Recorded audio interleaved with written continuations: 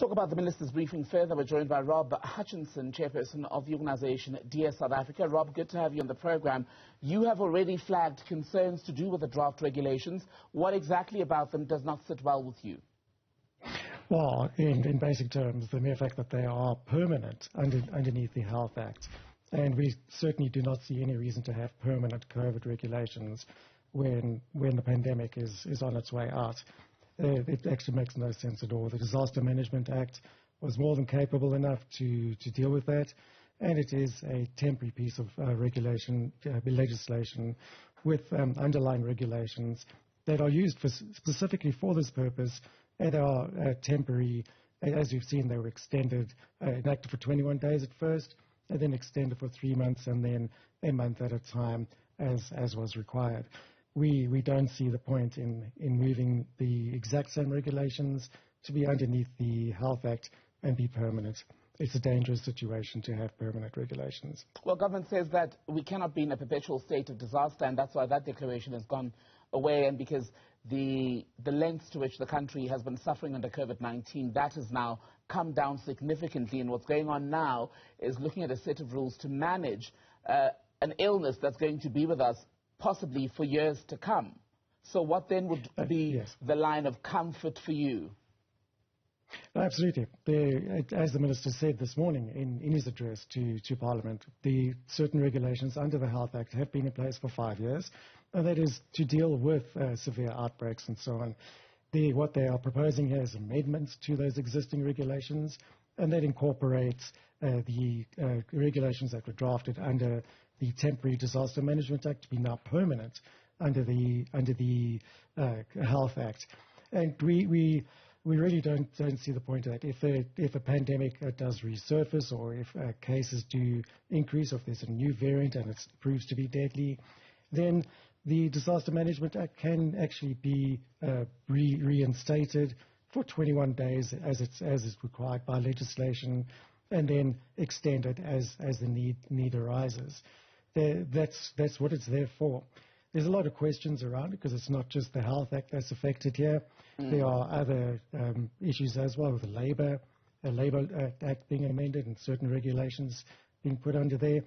That legislation is not designed to manage a pandemic at all. It's there for a very specific reason, and it's just giving government any excuse to enforce lockdown regulations as they see fit. Well, government is saying it in fact has no desire to exercise undue control over our lives. Why don't you trust that reassurance? I'm surprised you're asking that question. Well, as we've seen before, the government took great advantage of the lockdown and the regulations. They were banning ridiculous things like hot chicken dinners and open-toed shoes and so on. To say they don't have the desire, perhaps they don't right now, but they certainly might do in future.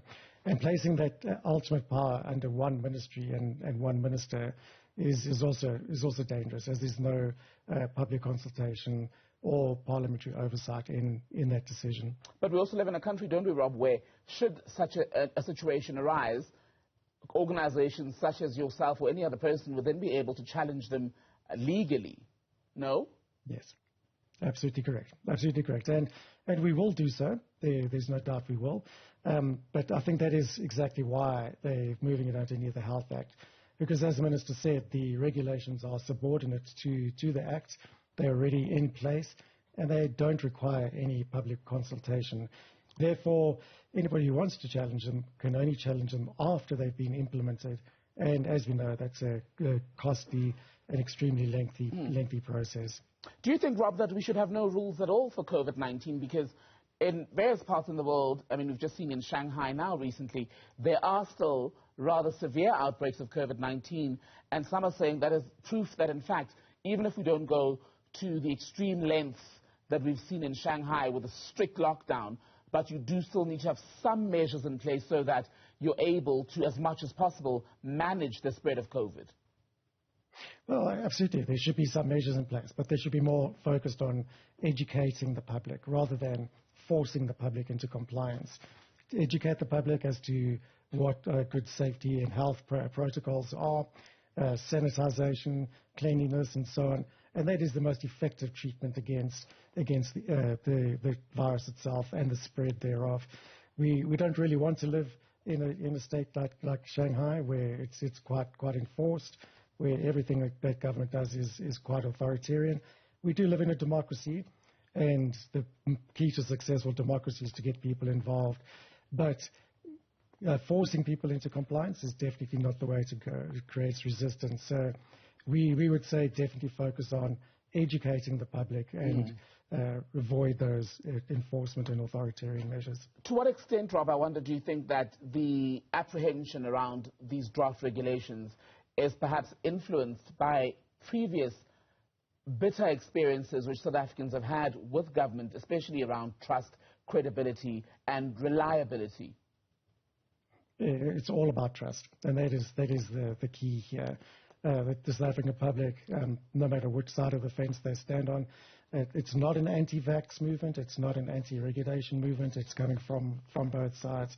And it points to government overreach, which, as you said, is based on trust.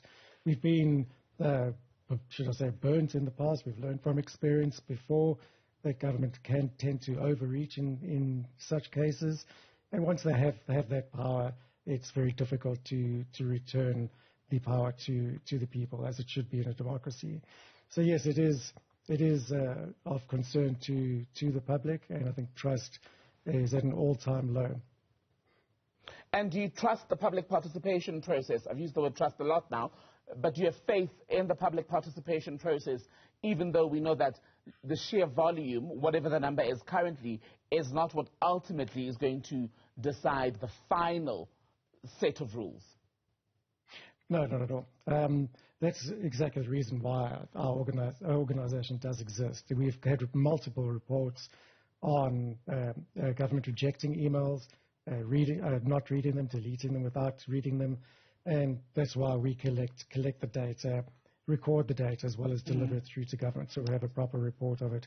We try to promote transparency in the whole public participation process, which is unfortunately lacking in government circles. I was going to say that as well, Rob. The other problem we have in South Africa is a lot of us, rightfully, will voice whatever misgivings we have with the direction that government is taking on any particular issue, COVID included. But when you look at public participation, the numbers don't often match what you see on Facebook, Twitter, and the rest of it. Absolutely. So that is a problem. The public are still not quite used to the idea of public participation. It hasn't been promoted well enough by government, although it is stipulated in the Constitution that any decision government makes concerning policy or amendments must be put out for public comments. And I have to stress, it's not a petition. It's an opportunity for the public to negotiate a proposal put forward by government. And hopefully government acknowledges and listens to each comment put forward, and then we meet somewhere in the middle and formulate good policy at the end of the day.